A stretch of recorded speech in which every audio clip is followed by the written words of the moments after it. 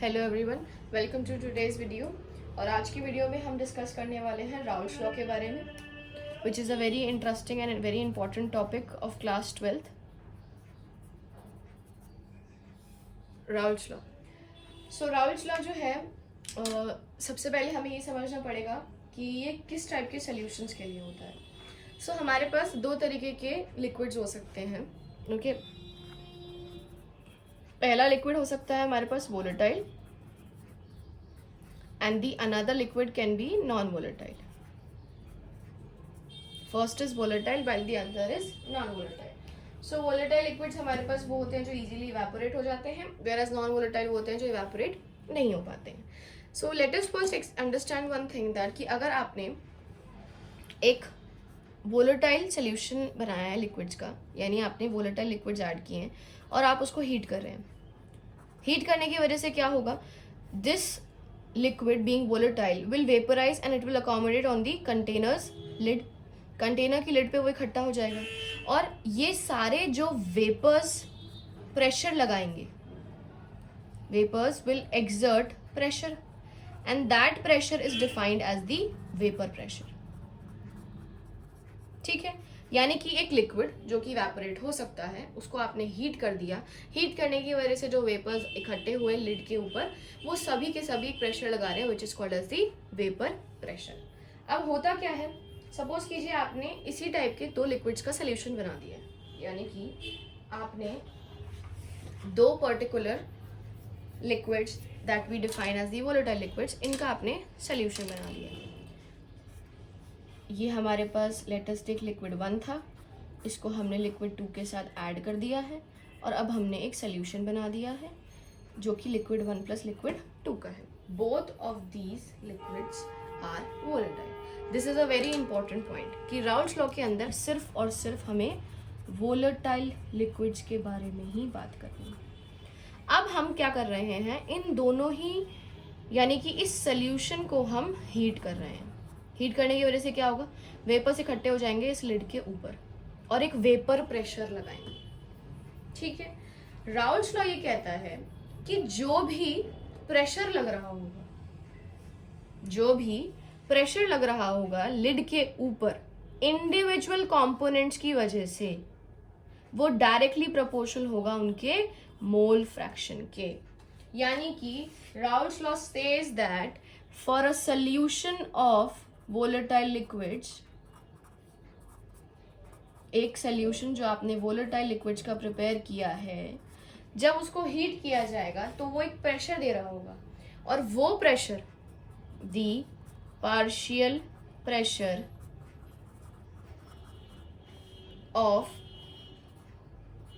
Each component will be directly proportional of each component in a solution is directly proportional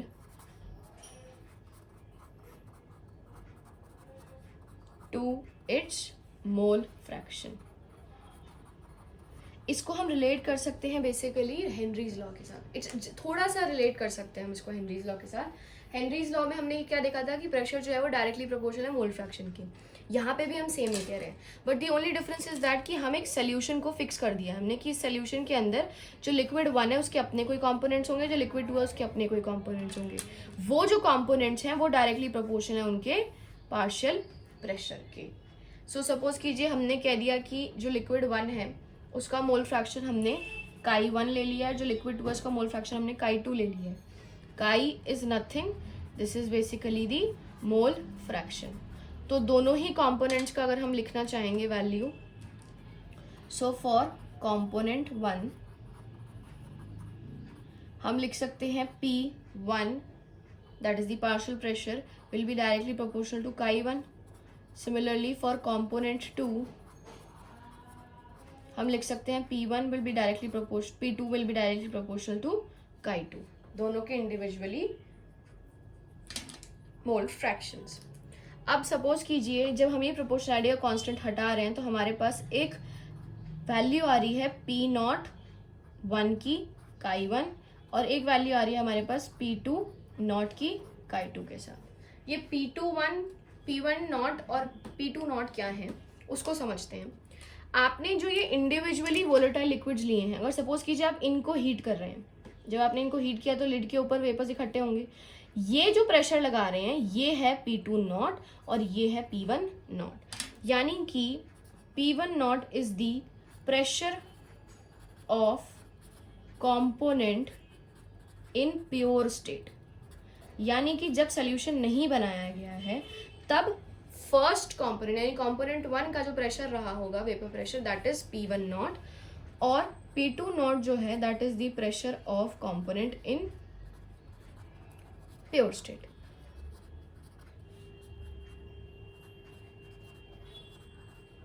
of second component, इसमें हम लिख सकते हैं of first component. सो इन दोनों ही components का अपना इंडिविजुअली प्रेशर है, अलग अलग उनकी प्योर स्टेट्स में। दोनों को जब हमने मिला दिया तब उसमें P1 प्रेशर बना जो कि डायरेक्टली प्रोपोर्शनल है उसके मोल फ्रैक्शन के, और P2 प्रेशर बना जो कि डायरेक्टली प्रोपोर्शनल है उसके पर्टिकुलरली मोल फ्रैक्शंस की। अब जब हम टोटल प्रेशर की बात करते हैं, so that total pressure is nothing, the P total value is nothing basically P1 plus P2, और P टोटल को हम लिख सकते हैं P1 not Chi1 plus P2 not Chi2। अब हमें पता है कि Chi1 और Chi2 का सम जो है that is always equal to 1, तो हम क्लियरली लिख सकते हैं that Chi2 will be equal to 1 minus Chi1। तो एक Chi2 की वैल्यू हम सब्सटीट्यूट कर सकते हैं इनटू द इक्वेशन और हमें P टोटल मिल जाएगा P1 not Chi1 plus P2 not 1 minus Chi1. On rearranging we can write P1 not Chi1 plus P2 not minus P2 not Chi1. हम common ले सकते हैं Chi1 नॉट को, तो we will get P1 not minus P2 not Chi1 plus P2 not. This is defined as the P total value that is the total pressure of the solution. Okay. So ये है हमारा Raoult's law. Raoult's law हमें ये बताता है कि एक particular solution जो हमने वोलेटाइल लिक्विड्स का बनाया है, उन लिक्विड्स के सोल्यूशन के अंदर दोनों लिक्विड्स का अपना अपना कोई ना कोई प्रेशर रहा होगा। वो प्रेशर जो है वो डायरेक्टली प्रोपोर्शनल है उस पर्टिकुलर कंपोनेंट के मोल फ्रैक्शन के। फिर हमने उसकी मैथमेटिकल एक्सप्रेशन निकाली और हमें टोटल सोल्यूशन के प्रेशर की वैल्यू मिल गई है। इक्वेशन के अंदर जो PT है that is the total pressure of solution. Okay, P1 naught is the pressure of component 1 in pure state. P2 naught is the pressure of component in pure state, that is of the component 2 in pure state. Okay, similarly Chi1 is the mole fraction of component 1 and Chi2 is the mole fraction of component 2. So ये हमारे पास सारी information है और ये हमारा mathematical expression आ जाता है। अब नेक्स्ट हमें जो स्टडी करना है which is important and that is the graph for the Raoult's law. So Raoult's law का जो ग्राफ है, सबसे पहली चीज़ हम उसको एक बॉक्स में इंडिकेट करते हैं। बॉक्स में इंडिकेट करने का रीज़न ये है कि हम एक वोलेटाइल सोल्यूशन बना रहे हैं और उस वोलेटाइल सोल्यूशन का कंटेनर जो है वो बंद है। बंद है क्यों? तभी हम उसके प्रेशर को इंडिकेट कर पा रहे हैं जब आपका कंटेनर का लिड जो है वो बंद है। दूसरी चीज़, हमारे एक्स एक्सिस पे हम ले रहे हैं मोल फ्रैक्शन काई और हम अपने वाई एक्सिस पे ले रहे हैं vapour pressure that is Vp। Okay, अब जब इंडिविजुअली जब हमने सोल्यूशन प्रिपेयर करना शुरू किया है तो हमारे पास एक कंपोनेंट की मोल फ्रैक्शन 1 है तो दूसरे की कंपोनेंट की 0 होगी, क्योंकि Chi1 और Chi2 का जो सम है वो 0 है। तो अगर एक मैक्सिमम है तो दूसरा मिनिमम रहा होगा। सिमिलरली जब हम अपने राइट हैंड साइड की तरफ चले गए तो Chi2 जो है वो 0 हो गया और Chi1 जो है वो 0 हो गया और Chi2 जो है वो 1 हो गया। ठीक है, ओके। अब अगर हम इस ग्राफ को देखेंगे तो हमें क्लियरली दिख रहा है कि Chi1 जो है यानी कि जो बेसिकली Chi2 की वैल्यू है वो हमारी लेफ्ट से राइट की तरफ बढ़ती जा रही है। जब Chi2 की वैल्यू बढ़ रही है, हमने ये देखा कि that P2 is directly proportional to Chi2. Chi2 अगर इंक्रीज हो रहा है तो P2 भी इंक्रीज होगा, यानी हमें एक स्ट्रेट लाइन दिखेगी. वाइस वर्सा चीज होगी अगर हम ऑपोजिट की तरफ देखें. Chi1 जो है वो राइट हैंड साइड से लेफ्ट हैंड साइड की तरफ बढ़ता जा रहा है. अगर Chi1 0 से 1 की तरफ जा रहा है, यानी उसका प्रेशर भी बढ़ता जा रहा है, यानी इसके लिए भी एक स्ट्रेट लाइन आ गई. ठीक है, अब ये जो प्रेशर है ये है हमारे पास P1 का, ये जो प्रेशर है ये हमारे पास है P2 का. ये लाइन, इन दोनों लाइंस को ज्वाइन करके हमें जो मिल रहा है, यानी इन दोनों के सम से जो हमें मिल रहा है वही है हमारे पास P टोटल की वैल्यू. यानी ये जो है ये है मेरा P total P1 plus P2. Simple.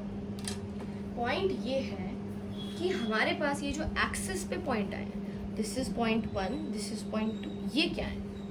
ठीक है, तो आप खुद सोचिए, अगर आप अपने एक्सिस के राइट हैंड साइड पे देखेंगे तो ये वो पॉइंट जो है वो तब एग्जिस्ट कर रहा है जब Chi1 0 है, यानी कि फर्स्ट कंपोनेंट का मोल फ्रैक्शन 0. और फर्स्ट कंपोनेंट का मोल फ्रैक्शन कब रहा होगा? ये रहा होगा उसकी प्योर स्टेट में. और प्योर स्टेट में जो प्रेशर था सेकेंड कंपोनेंट का वो क्या कहलाता था? वही तो है P02. यानी ये टर्मिनल्स बेसिकली क्या इंडिकेट कर रहे हैं? ये इंडिकेट कर रहे हैं हमें pure states of the component. ये जो प्रेशर है वो सब किसकी वजह से है? वो Chi1 मोल फ्रैक्शन की वजह से है. और तब जो प्रेशर होगा वही है प्योर स्टेट का प्रेशर. सो हमारे पास ये ग्राफ आ जाता है राउल्स लॉ के लिए. This is the graph for Raoult's law.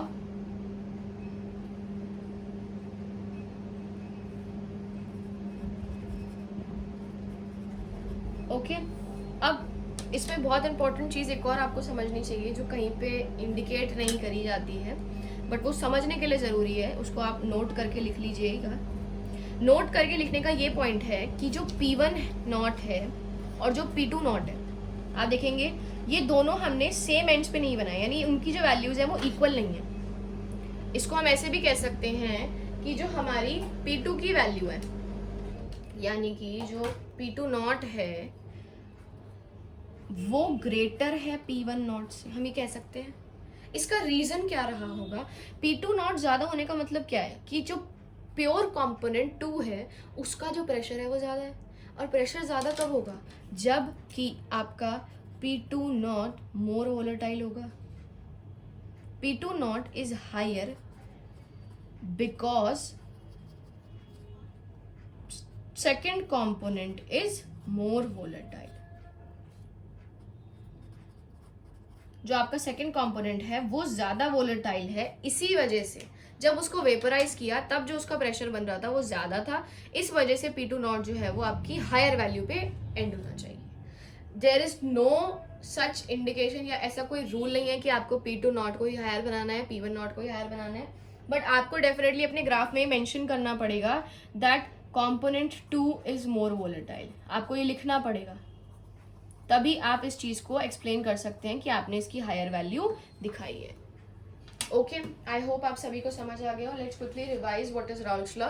So Raoult's law ये बताता है कि किसी भी पर्टिकुलर सोल्यूशन, वोलेटाइल सोल्यूशन यानी वोलेटाइल लिक्विड्स का जब हमने सोल्यूशन बनाया है तो वो दो कंपोनेंट से बनाया है. उन दोनों ही कंपोनेंट्स का जो इंडिविजुअल पार्शियल प्रेशर है that is directly proportional to their mole fractions. फिर हमने बात करी थी उसके मैथमेटिकल एक्सप्रेशन की. मैथमेटिकल एक्सप्रेशन के बाद हमने बात करी उसके ग्राफ की. So this is the graph for the Raoult's law. I hope video में मैं आपको सिखाऊंगी कि आइडियल सोल्यूशंस जो हैं वो क्या होते हैं, और इसी का ऑपोजिट भी हम डिस्कस करने वाले हैं जो कि हमारे पास है नॉन आइडियल सोल्यूशंस. तो पहले स्टडी कर लेते हैं कि आइडियल सोल्यूशंस क्या होते हैं. सो सिंपल लैंग्वेज में हमने अपनी नेक्स्ट वीडियो पिछली वीडियो में पढ़ा था कि राउल्स लॉ क्या होता है.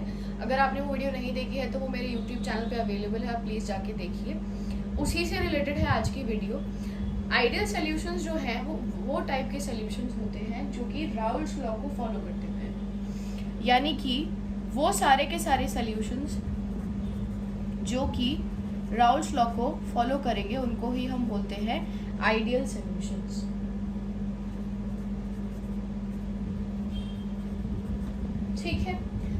जिन्होंने जिन्हें भी राउल्ट्स लॉ के बारे में नहीं पता है, सो राउल्ट्स लॉ जो है वो एक सॉल्यूशंस का एक इंपॉर्टेंट लॉ होता है जो ये कहता है कि प्रेशर जो है वो डायरेक्टली प्रोपोर्शनल होता है to the mole fraction of the component. ये हमारा होता है राउल्ट्स लॉ।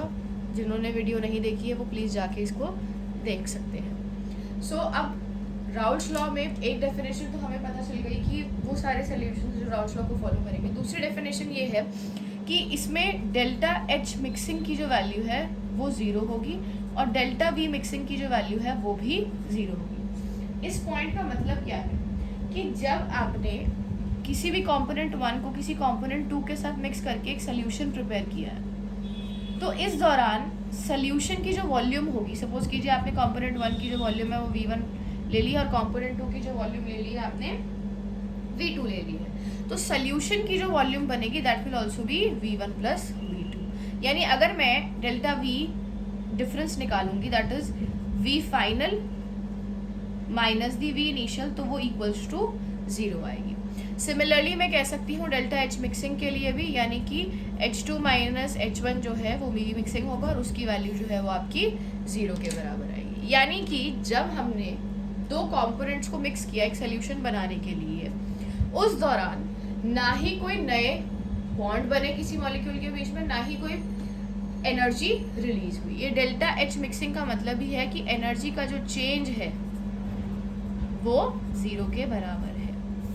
सो ये होते हैं हमारे आइडियल सॉल्यूशंस। इस एनर्जी चेंज को हम इस तरीके से भी लिख सकते हैं कि ना तो कोई एनर्जी अब्जॉर्ब हुई और ना ही कोई एनर्जी रिलीज हुई, उसको ही हम कह देंगे delta h mixing equals to 0। और वॉल्यूम के लिए भी ये कह सकते हैं कि जो सोल्यूशन की वॉल्यूम है वो इक्वल है मेरे इंडिविजुअल कंपोनेंट्स की वॉल्यूम। सो इस टाइप के सॉल्यूशंस को हम डिफाइन कर देते हैं आइडियल सॉल्यूशंस। और अगर हम इनके एग्जांपल्स की बात करें तो एग्जांपल्स में वो टाइप के सॉल्यूशंस जिनका नेचर सिमिलर होता है। सिमिलर माने कि जैसे आप एक सॉल्यूशन ले लीजिए हेक्सेन का और हेप्टेन का, ठीक है। एक हेक्सेन लिया है कंपोनेंट, एक हेप्टेन लिया है, तो हेक्सेन और हेप्टेन को मिक्स करके जो सॉल्यूशन बन रहा होगा वो आपको बन रहा होगा एक आइडियल टाइप का सॉल्यूशन। क्यों? क्योंकि हेक्सेन और हेप्टेन दोनों ही हमारे पास क्या है, बोथ आर हाइड्रोकार्बन्स। तो इन दोनों के बीच में जो फोर्सेस होंगे वो सिमिलर नेचर के होंगे। अब जब फोर्सेस सिमिलर नेचर के होंगे तो कोई एनर्जी रिलीज नहीं होगी और कोई एनर्जी अब्सॉर्ब नहीं होगी। So this is what is defined as the ideal solutions. इसी तरीके से हम दूसरी इसकी ऑपोजिट चीज की तरफ चलते हैं जो कि है हमारे पास नॉन आइडियल सॉल्यूशंस, यानी इसका exactly opposite non ideal solutions. So ideal solutions वो होते हैं जो राउल्ट्स लॉ को फॉलो करेंगे एग्जैक्टली। नॉन आइडियल वो हो जाएंगे that do not follow Raoult's law, उनको हम कह देते हैं नॉन आइडियल सॉल्यूशंस। अब नॉन आइडियल सॉल्यूशंस है यानी कि यहाँ पर हम कह सकते हैं कि डेल्टा एच मिक्सिंग जो है वो कभी भी 0 के बराबर नहीं होगी और डेल्टा वी मिक्सिंग जो है वो भी कभी 0 के बराबर नहीं। अब जब ये 0 के बराबर नहीं है तो दो पॉसिबिलिटीज एग्जिस्ट करेंगी। एक पॉसिबिलिटी एग्जिस्ट करेगी जहाँ पर delta h mixing greater than 0 हो जाए और डेल्टा वी मिक्सिंग भी ग्रेटर देन 0 हो जाए।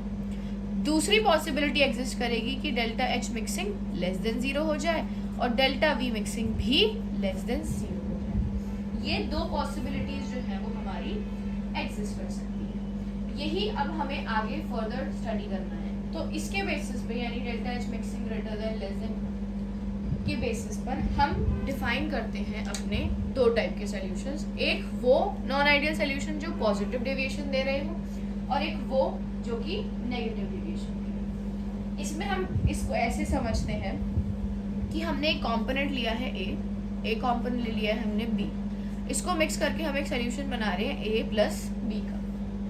तो ए कंपोनेंट के बीच में हमारे कोई ना कोई फोर्सेस रहे होंगे इंटरैक्शन के। Let us take you forces of interaction F A है, जो हमारे पास बी कंपोनेंट है उसके भी कोई फोर्सेस होंगे इंटरैक्शन के उनके मॉलिक्यूल्स के बीच में, क्योंकि लिक्विड रहे होंगे वो। अब जब सोल्यूशन बना दिया गया है तब भी हमारे ए और बी के आपस में कोई ना कोई फोर्सेस ऑफ इंटरैक्शन रहे होंगे, यानी कुछ फोर्सेस सल्यूट के हैं, प्योर सल्यूट के, कुछ फोर्सेस प्योर सॉल्वेंट के, और कुछ फोर्सेस हैं जो सल्यूट और सॉल्वेंट के आपस में है। यानी 3 तरीके के फोर्सेस ऑफ अट्रैक्शन है, या फिर 3 तरीके के फोर्सेस ऑफ इंटरैक्शन। एक सल्यूट सल्यूट, एक सॉल्वेंट सॉल्वेंट, और तीसरा है हमारे पास सल्यूट सॉल्वेंट का। अगर आपके पास जो सल्यूट और सॉल्वेंट है, यानी कि the force of interaction between the solute and the solvent, वो वीकर हो जाते हैं उनसे जो फोर्सेस आपके ए के हैं और आपके फोर्सेस बी के हैं। यानी कि the forces of interaction between solution components is weaker then the components in your pure state. उस टाइप के जितने भी मिक्सचर्स बनेंगे वो सभी के सभी हमें इंडिकेट करते हैं एक पॉजिटिव डेविएशन,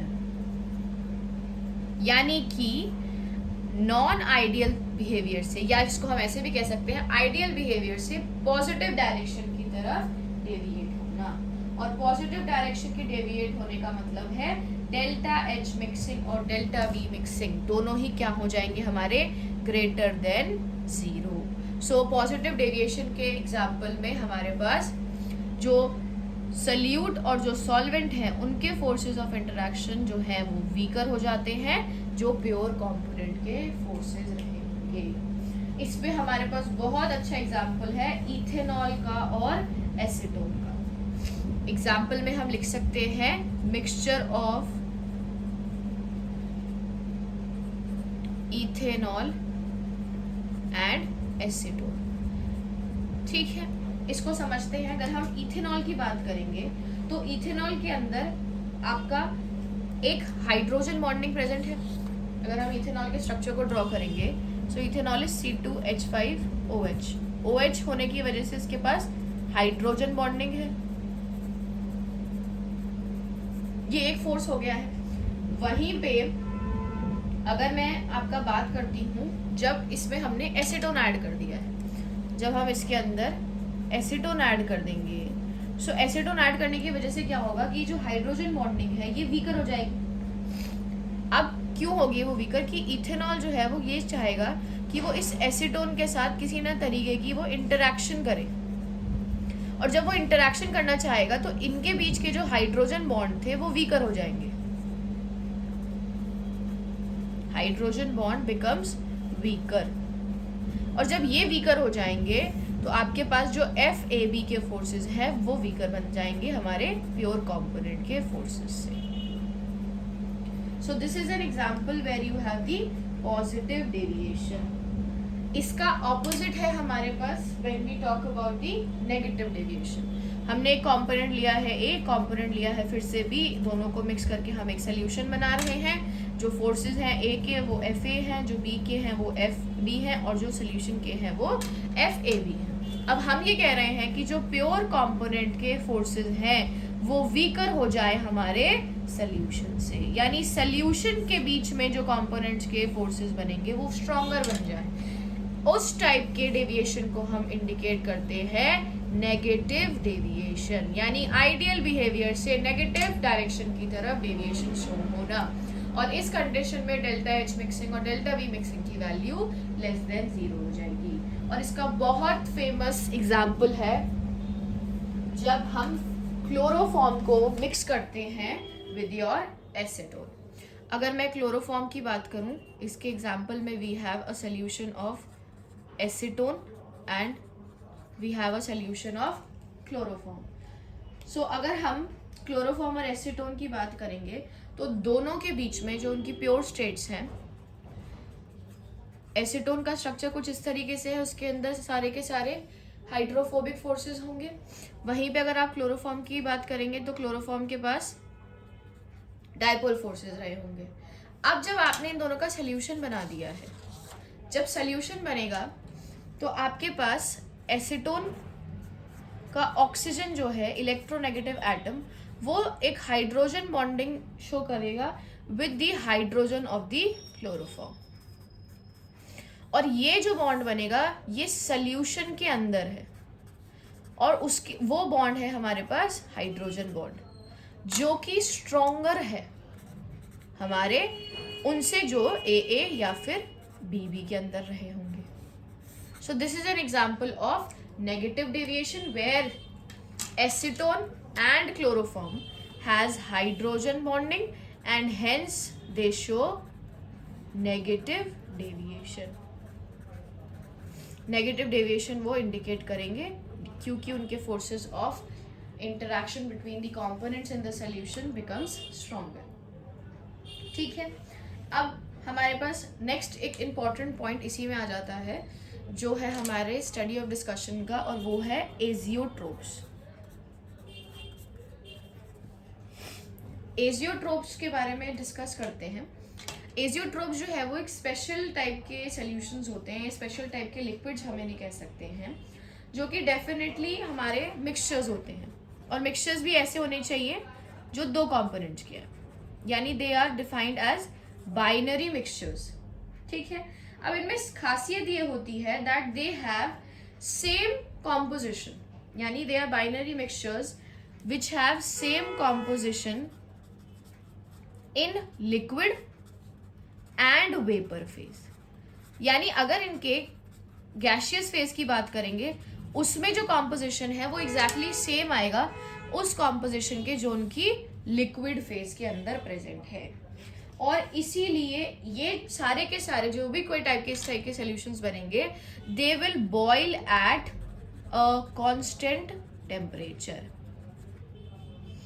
यानी कि ये कांस्टेंट टेम्परेचर के ऊपर बॉयल करते हुए आएंगे, जो कि बाइनरी मिक्सचर्स हैं. ऐसे मिक्सचर जिसमें कॉम्पोजिशन लिक्विड और वेपर फेज में सेम रहे.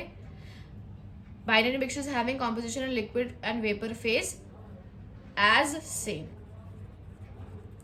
ठीक है, दूसरा पॉइंट, बॉयल करते हैं एक कांस्टेंट टेम्परेचर के ऊपर. इसीलिए इसमें एक और इम्पॉर्टेंट पॉइंट हमें मेंशन करना पड़ेगा कि हम इनको सेपरेट नहीं कर सकते, यानी इनके कंपोनेंट्स को सेपरेट नहीं किया जा सकता है using fractional distillation, cannot be separated by fractional distillation. I hope आप सभी को पता है fractional distillation क्या होता है. fractional distillation एक तरीका है जिसमें हम उन कंपोनेंट्स को आपस में सेपरेट कर सकते हैं जिनके बॉइलिंग पॉइंट का डिफरेंस 10 केल्विन से कम होता है. क्योंकि इनका कॉम्पोजिशन लिक्विड और वेपर फेज में सेम रहता है, उनका एक कांस्टेंट बॉइलिंग टेम्परेचर होता है, इसीलिए हम इनको फ्रैक्शनल डिस्टिलेशन के थ्रू सेपरेट आउट नहीं कर सकते हैं. अब ये जो एजियोट्रोप्स हैं ये भी दो टाइप्स के होते हैं, इनके कैटेगरीज हैं. एक है हमारे पास मैक्सिमम बॉइलिंग एजियोट्रोप्स,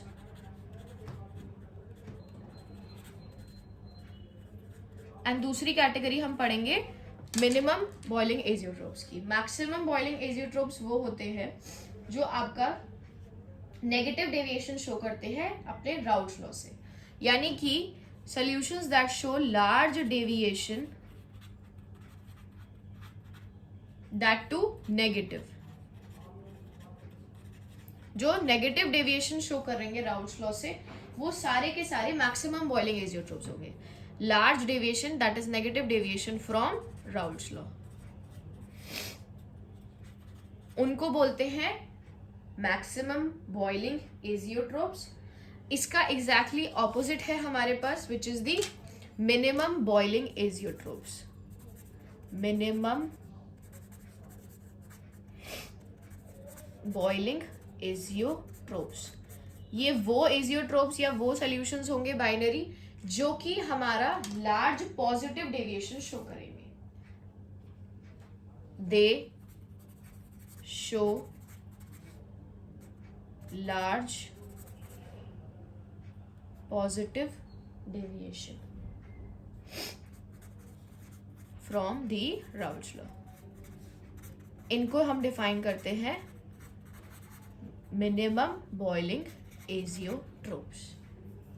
सो अगर हम बात करें तो इनका सेम, इनके एग्जाम्पल्स में अगर हम बात कर देंगे तो इथेनॉल और वाटर का जो सोल्यूशन होता है ये एक काइंड ऑफ हमारे पास मिनिमम एजियोट्रोप का ही एग्जाम्पल होता है. इथेनॉल और वाटर का जो मिक्सचर होगा वो हमारे पास मिनिमम बॉइलिंग एजियोट्रोप का हो जाएगा.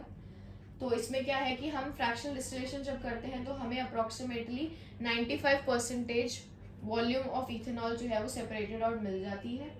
सो this is what is defined as your minimum boiling azeotropes. So 2 azeotropes होंगे, एक मैक्सिमम और एक होंगे मिनिमम.